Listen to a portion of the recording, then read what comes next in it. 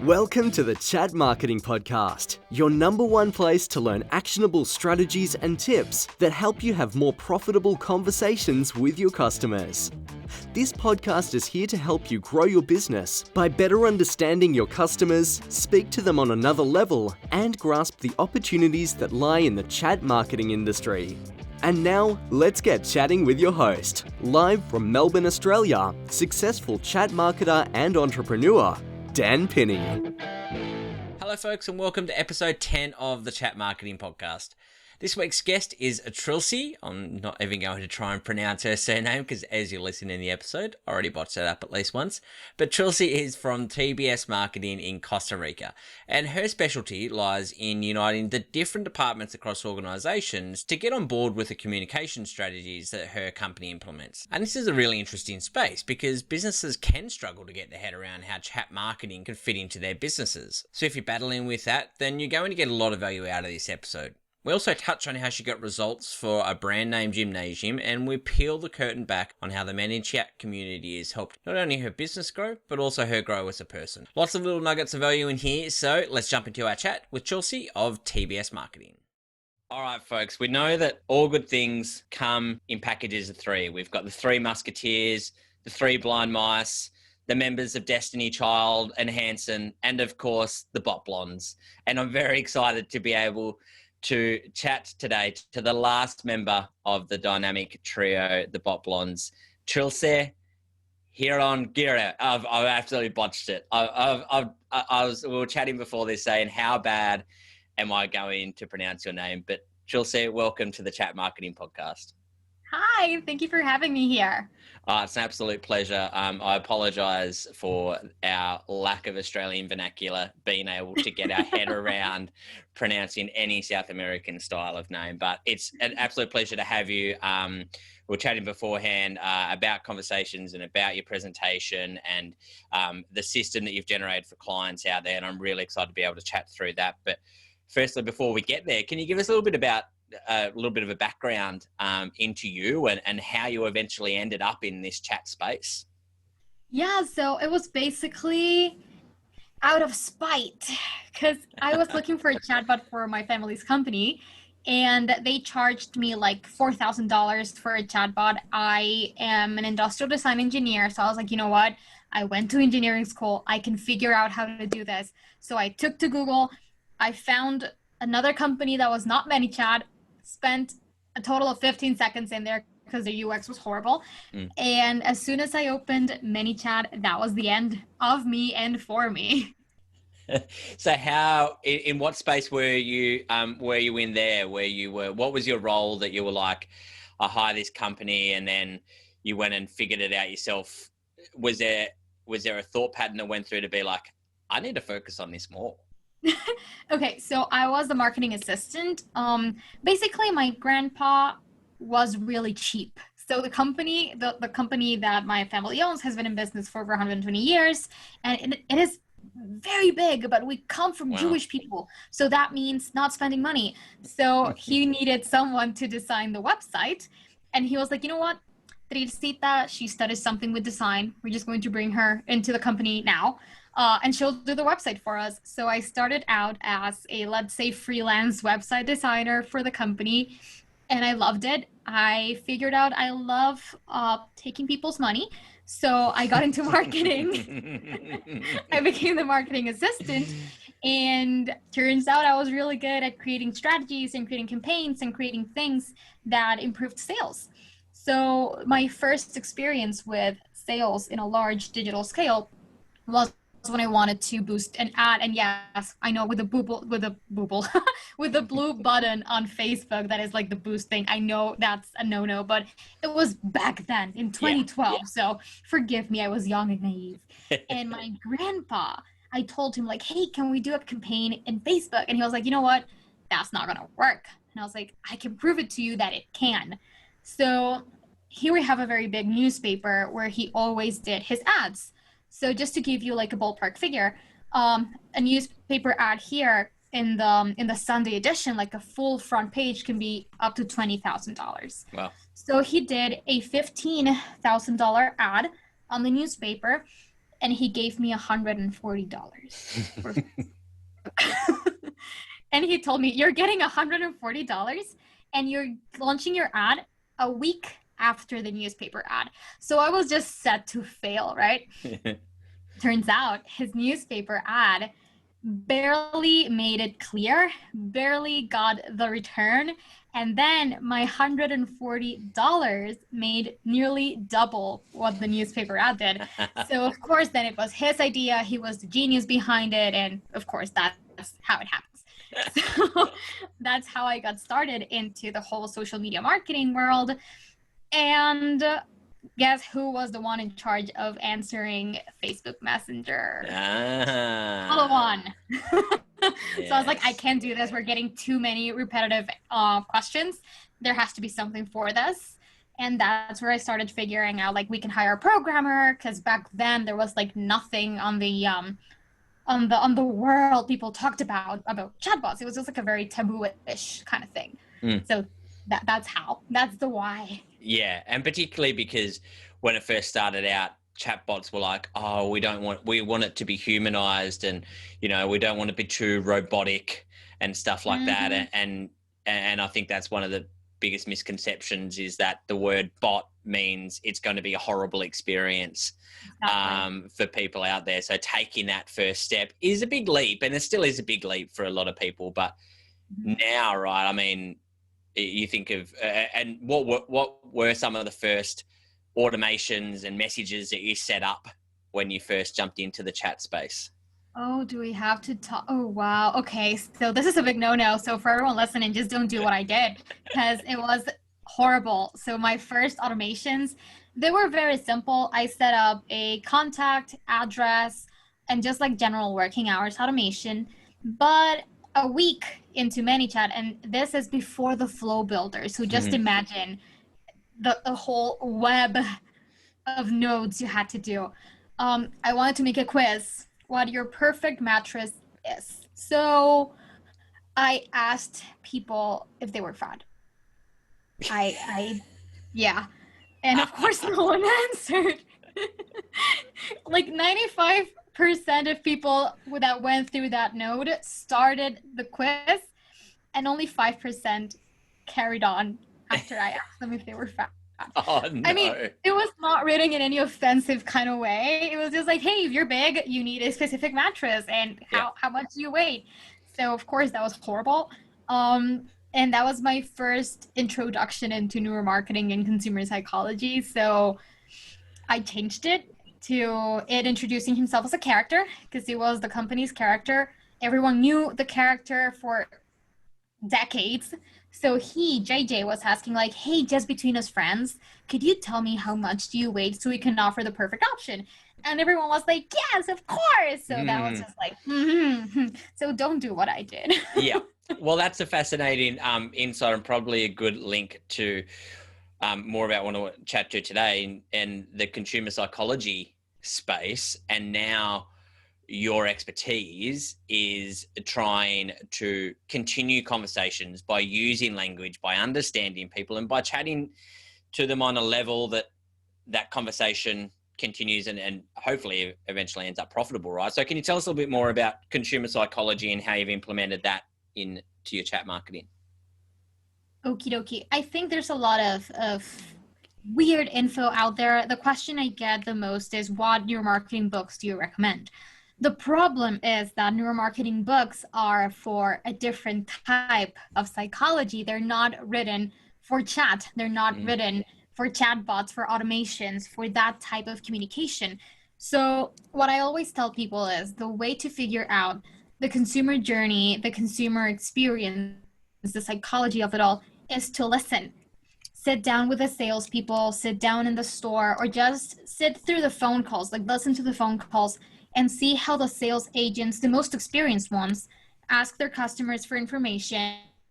What are they willing to say? What are they not willing to say? Because they are the ones who actually know how to get that information out of the clients. So don't talk to the managers, don't talk to the owners, because they don't know how to talk to their clients. They're just higher ups, they're bosses. They're not on the floor talking to the clients. So the best way to apply consumer psychology is to see how salespeople twist the customer's minds into purchasing live. Like when I'm face to face with someone, how do I get them to purchase? And once you understand the psychology of a specific product, then you can implement it into chat. For example, the psychology of mattresses, just to give like a very hands-on experience thing. So the psychology of mattresses is that everyone thinks they know what they want, but they know they're not experts in the matter. So most sales agents just lure people into the most expensive option. Like that's just a general rule of thumb with mattresses. So people have gotten really good with their questions. So once you understand what they're asking, do they include transport? Is this good for my weight? Is this going to help with my back pain? Blah, blah, blah, blah, blah. And you see how they are willing to reply to that, how they're willing to ask for that. Then you see if they're uncomfortable or not with a specific question and answer. For example, budget. It's not the same to sell a t-shirt than to sell a $1,000 mattress, right? So you can see in the people's eyes when you're live, or sense in their tones of voice, if they're really lying about their price point. So you get to see how they are handling those questions, how they are portraying their bodies and like their faces with those answers. And now you know how to ask. If you get really uncomfortable with question A, then you find a way to ask it that is not going to be up to the jugular. And if they are very freely giving you information, then you ask for it up front. For example, they all tell you if they have back pain or not. That's not going to make anyone uncomfortable. So you just ask them yes or no. But for something a bit more private, like your weight, your budget, do you sleep with a partner, you do it in a way that is not going to be personal. You introduce a character, you introduce some sort of bridge or something that is going to make them know that nobody cares about what they answer. Nobody, and let's say nobody in a very chat-body sense, because of course somebody's going to be reading it, but it's just a bot that is asking it. So it's just like, whatever, I might as well tell them. So how do you gather that information at the start? Like, do you, when you work with clients, do you sit down and, like I said, do you listen to the actual sales calls? Do you do that research? And actually, maybe that might be a good link to your system, the Frank system, and the R part of Frank. I'm sorry to skip the F, but the R part is research, right? Yes. So basically, we like to consider ourselves part of our client's company. Just a little fun fact, like every single year we get invited to every Christmas party because we like to be friends with all of our clients' employees, with their office members and everyone. So we sit down with them for a few days or a few hours, depending on the type of client and depending on how much they need us to do. So for example, with a dermatologist, I'm not a doctor. I don't need to know much about that because I'm not going to be tackling the questions. Yep. So you just need to be there for, let's say, 2 to 3 hours to see how the receptionists take the calls, how the system works, how they get from point A to point sale, and then you leave. But for a, let's say, a restaurant that you really want to get the personality of the restaurant, what people experience when they go, you have to stay there for the whole day. And just go on a Monday where no one's there, go on a Friday, go on a Sunday where the families are there, when the families are there. So you do that and you keep on visiting, you keep on going, you go and have dinner at your client's restaurant one day, you go and get a facial at your client's clinic, you get to experience the services. Most of our clients are always willing to provide a free service or a free meal or a free something for you to experience that. They're not going to say no because they know it's better for their system that you're programming. And if they say no, I think it's an investment to pay for it yourself. So if they're like, oh, you know what, we're really low in sales right now, we can't afford to do that, you know what, it's no problem. I will pay for my own procedure, for my own meal, for whatever. And they appreciate that so much. You really become part of the family and you get to understand if they're struggling, if they're going through some issues, how you can help fix it. And then how would you then implement some of the questions and the answers and the ability to understand the context of what people are asking in chatbots? How do you then bring that to life in the chat space? I think that's really a matter of trial and error, because no matter what type of system you build, you can make the best bot ever and have it flop Yeah. because the audience was just not ready for that type of integration. So I think that the best part to start with is always the frequently asked questions, but not about the service, but about the place. So for example, where are you located? What are your opening hours? How do I talk to you? And an amazing default reply that sends good morning in the morning, good afternoon in the afternoon, good night at night. And it even differentiates via conditionals if it's on the weekend, work days, work nights, or non-work nights. Because that way you can tell people we'll be back with you tomorrow, or we'll be back with you on Monday. You know what? I'm so sorry to tell you this, but our team is already at home sleeping. They will take care of you first thing in the morning. So you do the guilt tripping thing. So that always works really well. And then you start testing out different flows. So for example, a restaurant, Mexican restaurant, let's say. So you integrate the personality of the restaurant and some very niche words into your flow. It's very basic, like restaurant locations, menu, blah, blah, blah. You add sequences for offers, but always keeping in mind the personality that you're going to be giving this bot.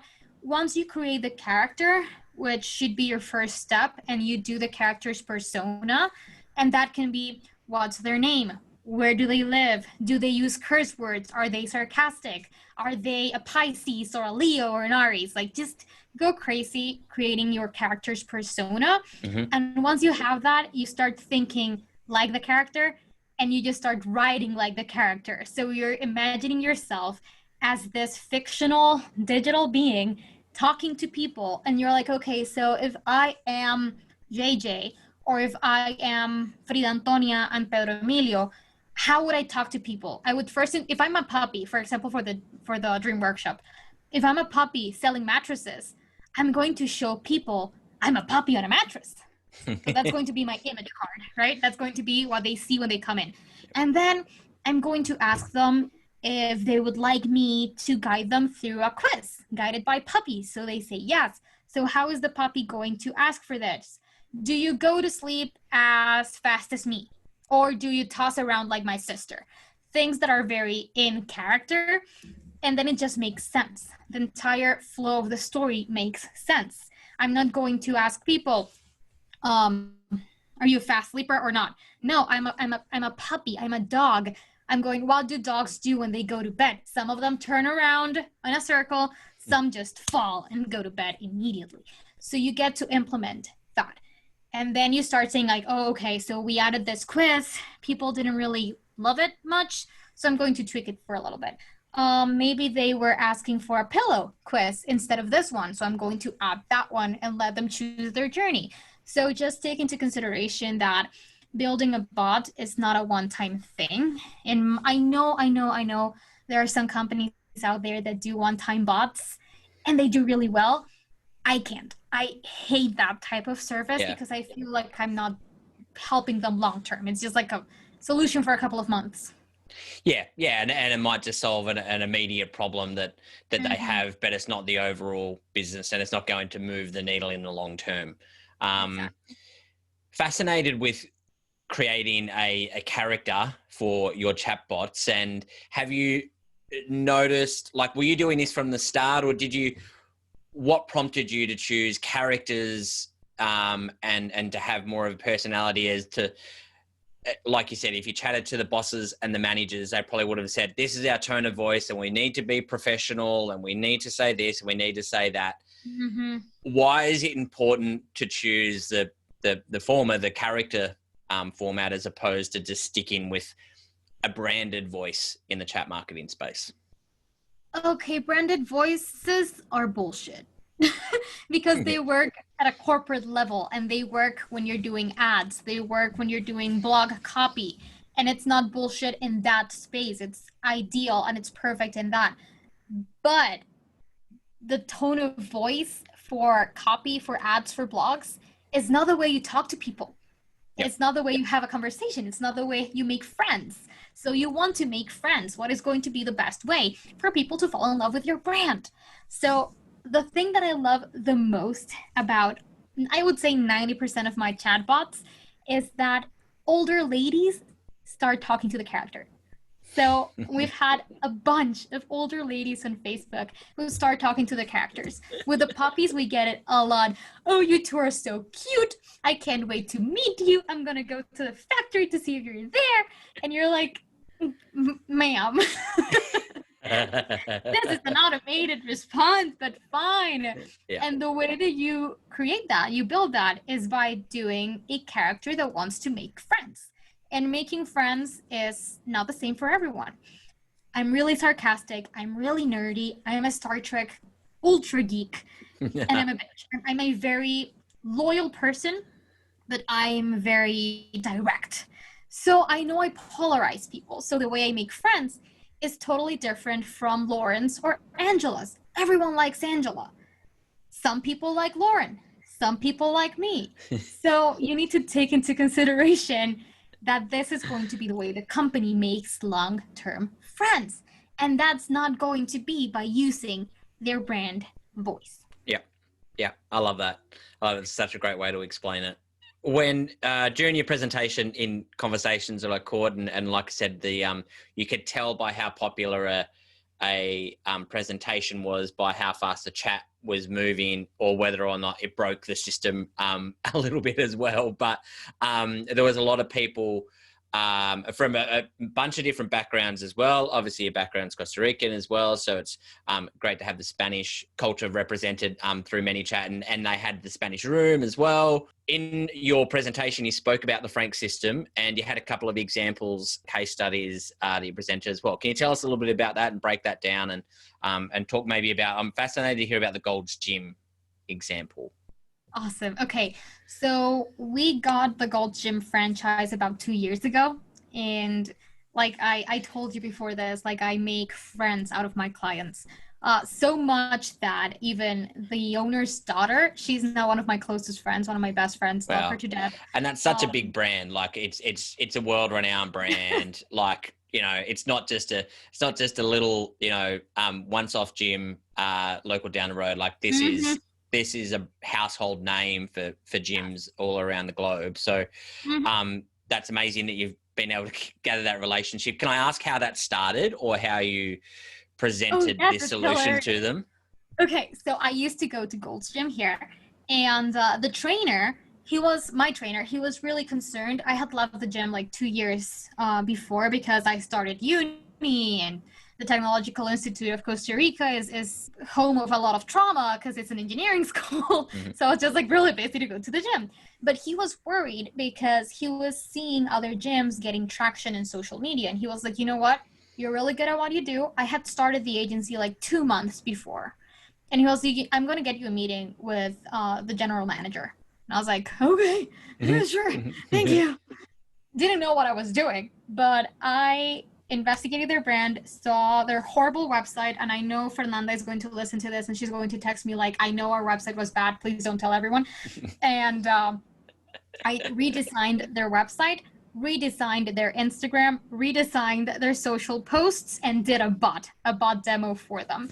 Created this huge PowerPoint, got all pretty, jumped on my car, went to one of the locations, and my trainer told me she doesn't want to see you. And I was like, what do you mean? Well, she doesn't want to see you. And I was like, I'm already here. She's going to see me. And he was like, no, she said she can't. She's too busy. And I was like, no, I will see her. And I sat down. He went and told her like, hey, Dunya, we now love each other. She's like an aunt to me. She is such an inspiration. She's such a badass woman. But that day I was like, this woman doesn't want to see me. So he went in and he told her, Dunya, she's not leaving until you see her. I sat down and it was love at first sight. We just started talking. I showed her everything. And she was like, you know what? You're showing this to the boss. So a week later, I had a meeting with the owner and he was like, okay, let's do this. This looks awesome. And we've been together for 2 years and we're like family now. Wow. That's such a great story about how you can build those relationships. And a lot of people, I think, see agencies and the brands and the logos on their websites that they work with, not knowing the work that goes in to actually develop those relationships and those examples of how they work together as well. So I'm glad that you've given a little bit of an insight for fellow agency owners out there. So TBS Marketing then went and started working with Golds, and tell us a little bit how you integrated chat marketing. And we touched on it before we jumped on the call around the Walletly integration as well. I'm fascinated to hear a little bit more about that. So we were doing a bunch of strategies for the free trial, right? And it's not that it didn't seem to work. It was working compared to what was being done before, because they didn't have a chatbot before. There was no way of intercommunicating the 4 locations back then. So of course it did work, and it did increase sales due to the new system, which was amazing. But as soon as I came back from Conversations 2019, I remember seeing Philippe Lecoutre and David Sambor talking about digital wallet. I was like, I need to do this now. And I went on the search bar in the community and I found Walletly, tried to code it myself because I didn't know there was a template, texted Rupert and I was like, dude, I did something. We didn't know each other. We missed each other. Our theory is because I am too small and he's too tall, so we didn't see each other at Conversations. Like, we were out of each other's sight. So he helped me out with that. We set that up and we migrated the entire free trial system into Walletly. So it was a mix of ads with JSON and Common Growth Tool, which redirected to a chatbot, offered you the service, and then gave you a Walletly card. We used push notifications, and I think the magic in this is that the push nots were not sales push nots. They were very like, it's Monday, remember to stay hydrated this week, have a good weekend, that sort of push nots. Right. So people were really responding to the gym, checking on their health and mental health. Because we would send things like, take a time for yourself, just breathe, take a time off work, something like that.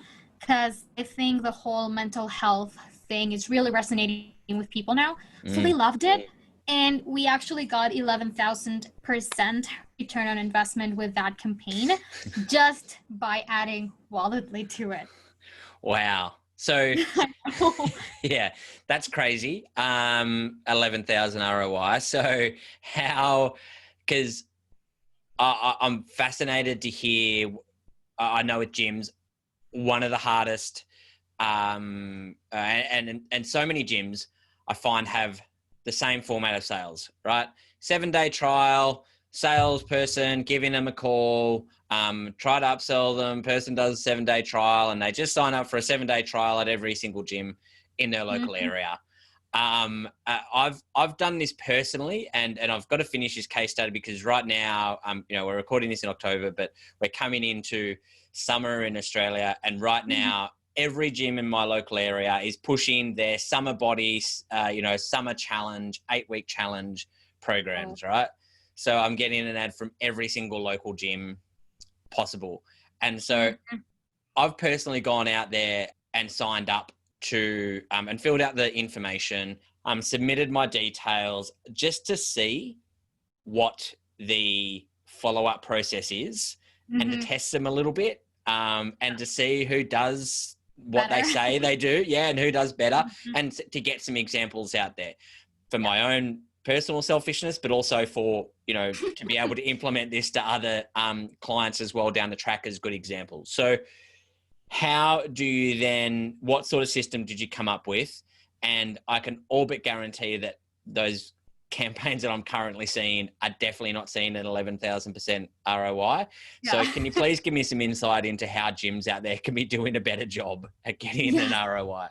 Yeah. So starting with the whole Frank system, we take mental health into account in every single strategy. So for gyms, we don't do body shaming. We despise body shaming. Get your summer body. I think that's a horrible way to get clients. It's disgusting. Yep. So we do more of find a way to de-stress, find your community, find your gym, find your strength, find your whatever. So that is always better for capturing people because that is something they can resonate with. You're not putting guilt into how they look, but you are putting guilt into how they are taking care of their body and soul, like the general aspect of it all. So it was a very try it out. You deserve this. You deserve to feel great on the inside. And it was not like you need to look hot because that's bleh, Mm. bleh. Yeah. Yeah. And when people filled out the form on Walletly, of course, we gathered a lot of data because we were getting the email, we were getting the phone number. So we would send those out to the different gyms. So these are the people who signed up. And what they would do is they would call everyone who didn't go and be like, hey, we're still waiting for you. And it was also implemented into the chatbot. So the date that they picked, it was sent over to the ladies in the reception area. So a bot would send out, this is back then when you didn't need to do OTNs. Yeah. So it would send out a message like, hey, your trial is tomorrow. Are you ready? Or do you need to reschedule? So if they said, I'm ready, it just told them bring a towel, bring a lot of water to hydrate, and just be prepared for your experience or something like that. It was like very, like just be prepared. Yep. And they would get there, and the follow-up process would just be the bot a week afterwards being like, hey, do you want to gossip how it was? Do you want to tell me how you felt? And it was not like, did you love our gym? Do you feel stronger? No, it was a very like, hey, so we're pals. Tell me, do you want to tell me something? Is there some juicy gossip you want to tell me? So everyone gave us a lot of feedback. Well, not everyone because people are bad, but we got a lot of feedback. And that was used for the sales ladies to call back or do the follow-up to the ones who did even good or intermediate answers. So we got a lot of, oh no, I already enrolled. I'm already a part of the gym. I loved it. But for the people who were like, yes, I loved it. I'm just like in between jobs right now or doing something, they gave them the proper follow-up already knowing that information. Like, hey, Dan, we know you're in between jobs. We just wanted to tell you that right now we are offering a getting now, pay later, something like that. Yeah. So it was very personalized thanks to the information we gathered with the whole Walletly thing and chatbot part of it all. Right. And so how was that follow-up done after they gave the feedback? Was that done manually or was some of that automated? And then how did you combine the Walletly side of things with the chatbot as well? Okay. Yes, I think that's actually a very important question. I don't know why I always skip this, but part of the TBS service is that we actually design the customer support of the human side. So we do how you're going to do the bot to human handoff, how the handoff is going to be handled. So we try to design from ad to phone or from ad to text, like from the very beginning when you see the ad to the point where you're talking to a representative or you purchase. That is basically what interdepartmental marketing is about, which is the type of marketing that we invented. That is, it doesn't make sense to market just part of the funnel. You need to keep everything under one umbrella, even the sales agents or the secretaries or the receptionists. Everything needs to be handled. Yep. So what we did is everyone got an automated questionnaire a week after they were supposed to go when they clicked, I am going tomorrow, of course. If they clicked, no, I'm going to go later, it pestered them like at least once to reschedule. And then it stopped if they didn't, like, okay, you do you. But when they got that 1 week thing, most of the times that had already been called by the ladies, because what we did was we gave them the list of the people who had gotten the pass. They sent us a picture, literally a picture with their phones, because there was no time to install the Walletly thing on all over the phone. So I just told them, you know what, I'm going to do it myself. Send me the pictures of the coupons. And we did that part ourselves. Yep. So when they got that, they would know like, okay, I need to do the follow-up on this person because it's been a week. They had that written down because you need to keep in mind, people, dear listeners, that this was back when digital coupons were just starting out. So of course I love you, Rupert, please don't hate me for this, but we were not really sure the data collection was going to work well.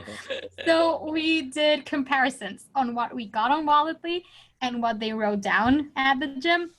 Of course, it went perfectly, but they did have that data as well to just cross-check who was doing what. Yeah, that Rupert we've had in the podcast, and he's a very smart guy. And after hopping off that call, I was like, yeah, I can definitely trust what this guy builds. He just has one of those brains that happens to make sure that everything's just ready to go, and a very impressive person. Did you use any of the location based notifications in Walletly at all to build on that? Yeah, because that's I think that's almost like it's for gyms or for physical based businesses, that's kind of the next frontier, right? To be able to send some of those notifications. So there you go. It might be the next step in building out when people are, and I was fascinated in Rupert's interview. He's like, you can drop pins on a map. So I'm like, if you're a gym, like go to the local gym down the road and drop a pin on their map, and then, you know, be like, oh, hey, hanging out with the enemy, hey, like how about you come back and see us? Yeah, it's brilliant. I know, it's brilliant. Yeah, the technology is really impressive. And so was there anything that stood out in that campaign that you could put your finger on it, that was the reason why you had such impressive ROI, or was it just all the little pieces together that happened to work really well? I think it was a little bit of all the little pieces working together, but the key factor was the fact that people had, even if it's digital, a coupon feels physical. You know, like your digital card, it feels like it's yours, like you're gonna miss out. Like if you don't use it, if you don't implement it, then it's gone forever, and I lost something that was my property.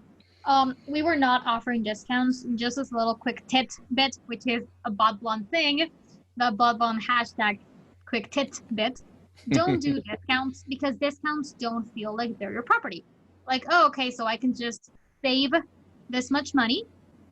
But when you're giving them something, like if you say, for example, you have $30 to spend in our store in purchases over whatever, it feels like you have already been given a physical good that you can use, so you can take advantage of. So it's the exact same thing with digital wallet cards. It's yours, it's your property, it lives on your phone and it's there. So that, I would say, is the key point to any campaign that uses Walletly, that your clients have something that is theirs to implement and to own. Yeah, that's actually a really great tip. And I probably should have preface this when we're talking about Walletly, that if people haven't gone back and listened to the episode, please do. But the Walletly is the inbuilt program that's on phones that you use to, you have your debit card and you have all of your tickets, and you may have an old flight ticket in there on your phone. They live there. People barely delete them. It's a notification-based system. Rupert does a really good job of explaining exactly how it works. So I encourage you to go back and check out that episode, and we'll have the links in the show notes. Interested in looking back, you know, you're an industrial engineer, going into a family business, into marketing, evolving now into TBS Marketing and the interdepartmental marketing, and coming up with your systems. How much of your success do you owe to the rise of chatbots? Like, where would you have been if chat marketing wasn't a thing, do you think? Because it seems to suit your personality and your brand very well. That's a hard one, because, okay, this actually is going to get very emotional and very personal, but I would say that chat marketing saved me in a lot of ways, because I've always been the type of person that has a very small friend group, very like selective with people. Again, I'm a nerd. I'm very obnoxious about my nerdiness and my geekiness, so I'm very selective with people. I love that. And when I got into chatbots and I went to Conversations 2018, like I can seem like a big personality, but I'm a nerd. I'm an engineer. I am super shy and super socially anxious. So I told a friend, you're going with me, a Costa Rican friend who has nothing to do with marketing. He went with me to Conversations 2018. And the community that I found there, the feminism that I found there, how they were empowering women in chat, women in tech, women as sisters, women just supporting each other, owning not only their brains, not only their companies, but their sexualities, their bodies, their everything. It was magical. Like, it was really magical. So I do not think that I would have the love of marketing that I have today if I hadn't found chat marketing, because it's just the one thing that puts everything together. It's the piece that marketing was missing, because everyone was doing the exact same thing. Everyone was just doing beautiful graphics with really expensive ads and really good copy. But that was it. They were not taking into consideration how the sale was going to go through, how they were going to talk to people, the questions they needed answered immediately. So everything you heard from when you hired an agency, I think it was 3 or 4 agencies when I was marketing assistant. Um, and they were all useless because they would all tell you like, yeah, we take care of your comments, we help you with your inbox, but it would still take hours. They would never give the proper responses.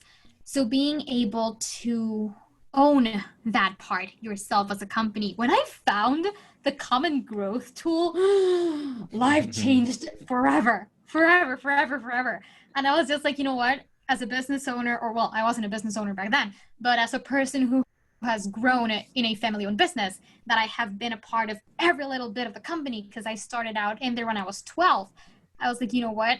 This is the missing link. This is going to bring everything together. That's where I coined the term interdepartmental marketing, because chat marketing lets you bring everyone together, from the people who clean the company up to the managers and the owners. Like everyone has to be connected. Everyone has to know what is going on, because whoever asks a question at the official company at the stores needs to get the same response that they would get on social. So when everyone at the company knows what is being sent out in the bot, and the people in digital are getting the same responses, it just makes everything so beautiful, and it rises sales by itself. Having that interdepartment, it's so complicated I can barely even say interdepartmental platform and system. But going back to the rise of the chat market and the chat marketing community, it's a really special story, and thank you for sharing that, because I think it's one of the reasons why I started this podcast. It's one of the things that I've noticed in the chat marketing community is that it's a community like I haven't been part of before. I always describe it is that, there's dozens, hundreds of different Facebook advertising groups out there. It's always, I find it incredibly frustrating, infuriating to see some of the tips, tactics, and just I call it the dude culture in them. And then finding ManyChat conversations, the chat marketing groups. And we're all friends. That's the difference. We're all friends. Because it's so early, and I know people have been in it for years, but it's still we're in early stages for a chat marketing thing. But the community and looking at the list of speakers in conversations, and I want to touch on, and some of our other guests have touched on this as well, is that it's a diverse, highly female orientated community, and the experts and the female-led experts are the leaders in this industry, and it fits. I find it so much more enjoyable to be a part of, so much easier to learn from, so much more comfortable to be able to ask those questions. And I think it goes to the fact that you are dealing one-on-one with people, and females are much better at having those conversations and knowing how to understand people. Stereotypically, not everyone, but often a lot better than the dude culture out there that treat people as a numbers on a spreadsheet or in an ads manager and a ROAS number. So I really want to reiterate that fact for the people out there that are like on the edge of getting involved, or maybe are feeling a little bit overwhelmed by the options out there and not sure where to start. The people out there want to help, and it's people like yourself, Bot Blondes, the other guests that we've had on the podcast and the speakers there that have really pushed that. So on behalf of the overall community, thank you for doing that. And I'm really glad that it's made a big personal impact on yourself as well, because it goes back to why we do what we're all trying to do in this chat marketing space, and right? Trust me, for the listeners, you're going to find a family within ManyChat. We all started from the same point. Many of the speakers this year are people I consider friends, people I adore, people I admire, people I have known for 3 years. And it's a matter of we have grown together. We have evolved together. Our companies have flourished. I hate that word, together. So when you start going to this type of events from a company that takes so much time to take care of its clients to a point where, like, I don't feel like a ManyChat user. I don't feel like a ManyChat platform client. I feel like I'm a part of ManyChat. And I didn't know how true that was until I was working on a report. I think it was last night, because we did a quiz called the Botometer. I don't know if you took it. How many points did you get? No, I haven't yet. No. I saw the presentation. Go I need to go do games that. into Octo and go take it. Okay. So we did this quiz just to send it out, or to ask people to fill it out at the end of conversations to see if they could get wizard status, which is getting every answer correct, right? And we got the data, and I was like, you know what, you guys, this is what we got in responses. Everyone did really well. If anyone from product wants to go deeper into the type of answers that we got, blah, blah, blah. So I jumped on a call with Mitya, who is one of the product managers. We went deep into this, and we wanted to like really do a very nice report on how everyone did. And when I was doing this report, I wrote our clients. Our clients said this. Our clients clicked this button. And I'm not an employee of that company. I'm just really in love with the company. I love my friends there. I have female friends like Farah, Juliana, Oksana, Tamila, who are amazing people, amazing women, people like Arina, Ira, who are part of the product team. And they are so smart. They are so empowering. They fuel your fire. So I think that's a general consensus from all of us. Like, we don't feel like we're clients. We feel like we're part of the company. Yeah. And it's so unique for a company like that. I mean, they've now got over 1.8 million businesses, over 2 million users, but you don't feel like part of that number, and you kind of still feel like ManyChat is a grassroots company at the end of the day. So I think that's a piece of feedback for the ManyChat team, but also it's a consistent piece of feedback, chatting to everyone out there about this industry and about chat marketing in general. We'll start to wrap up, but one of the questions I like to ask people on their overall journey, where they've got to, is how much of your success comes down to hard work and how much comes down to just pure luck, being at the right place at the right time? Okay, so this one's going to go in another direction, because I think it is a matter of the family I was born into. And I'm super honest about this. When people ask me like, oh, you got clients really quick, I'm not going to tell people, oh, I was a really good salesperson. No, I wasn't. I was a child, but I had contacts. We call it la argolla in Spanish, basically the ring. So I had contacts. I had family friends. I had people I could introduce my services to. I have a group that we are children and grandchildren of business owners here, of like very legacy type businesses. So they were there to support me. So I always tell people that, because I feel like there's a very big stigma that you have to be a really good salesperson.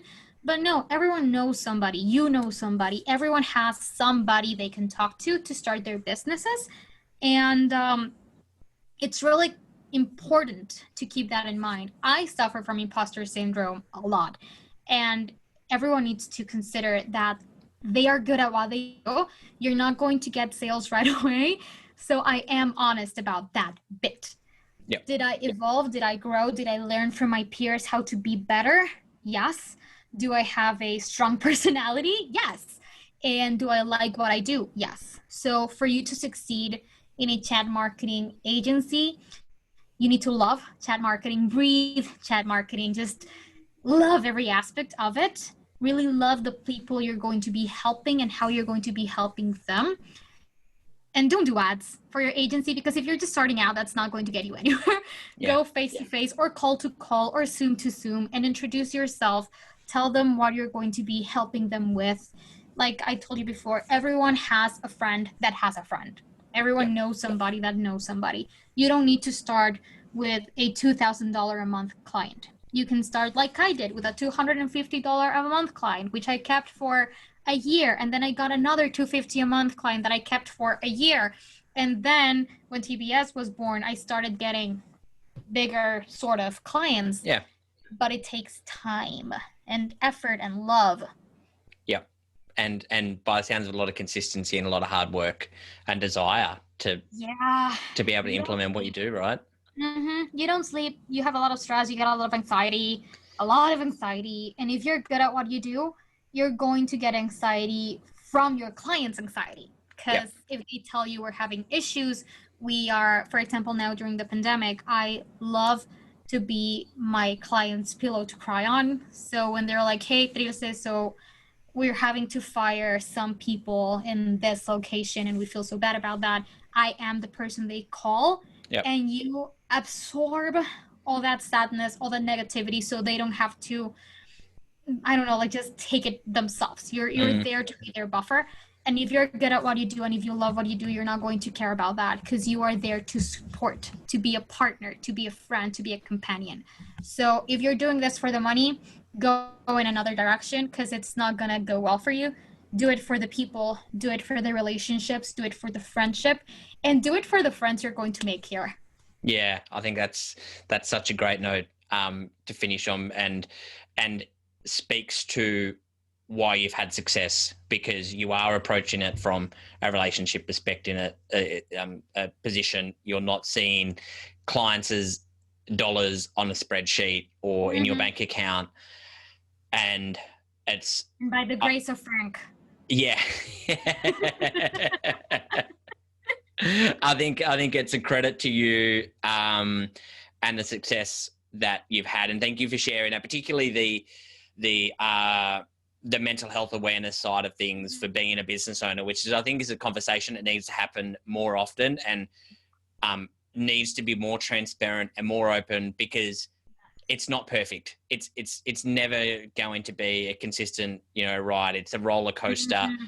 Just because chat marketing is new and it may have more people excited and have more attention, we still face the same challenges that every other industry does from a marketing perspective. So I really appreciate you sharing that and the background. And it's a fascinating story as to how you've evolved into, and I've learned a lot about you today, because, I'll be honest, when I saw you as presenting in conversations and as part of the Bot Blondes, and you say, like, I'm a big personality, I'm, and I know you're the pocket rocket in the trio of the Bot Blondes, but you seem to have one of the more powerful personalities. But for you to, be open and transparent to say that you have anxiety issues, and it's social, and to be able to, you want to find that community, I really appreciate. It's an insight into people and a background into, we're all just human beings at the end of the day, right? We're all just human beings. And like we said before, find your community, find your people. I can tell you that people that have been on this podcast are my rocks, are my support when I'm feeling down. For example, I had to fire an employee, and I was so sad about it. I was so conflicted about it. And Angela was actually the one who guided me through the process with help of my dad, who also helped me with it, because I was literally unable to do it on my own. I was so scared, so anxious. And people like Rupert, like Paul Barron, like Lauren, have just been such a basic part of my life for over a year now, that they're like my brothers and my sisters, and this came because of a platform. Yeah. That's really interesting, isn't it? A little piece of software has driven those relationships. Yeah. Oh, and Robert and Luis, because if I don't mention them, they will kill me as well. But they're my other Latinos whom I love. They're like my hermanitos. Yeah, nice. I love it. We're going to get a lot more people on the podcast from a lot of different backgrounds, because I'm interested in hearing all of their different stories out there. And your stories have been really interesting, and I've really enjoyed chatting to you today. Lastly, where can people find you, chat to you? We've got the Bot Blondes. We'll have a link to the Bot Blondes in there. But personally, if they want to reach you and work with you, where can they find out more info? They can find me on my Instagram. I know this is going to be controversial to say, but I'm not on Facebook that much. I don't check my messenger, basically because I get a lot of notifications from my bots, so I never know who's writing there, and I avoid it. That's fair So enough. find me on my Instagram at Trilce Jiron, just my name. Like I'm the only one you're going to find. If you guys want to know more about our strategies, the amazing copywriter from ManyChat, Mike Keenan, who is also my soul brother and sister and everything in the world. He has done some really good blogs on blog.manychat.com on the frank system and different things that the community does. So for everyone who is starting out, Mikey has you covered. Go to what is it? Blog.manychat.com. There you go. Yeah, Blog.manychat.com. Sorry, ESL. And you're going to find a guiding light and a guiding angel in the genius words of Mike Keenan and Farah. And that's going to be your starting point. Amazing. Lovely. Thank you so much for your time today. I really appreciate learning more about you, about your background, and how you're getting results out there for clients. So keep up the great work, and thank you so much once again. Thank you. Bye.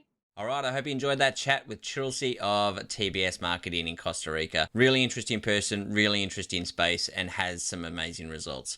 The show notes with all the links and the resources that we mentioned in this episode can be found at marketingpodcast.chat/session10. That's marketingpodcast.chat/session10.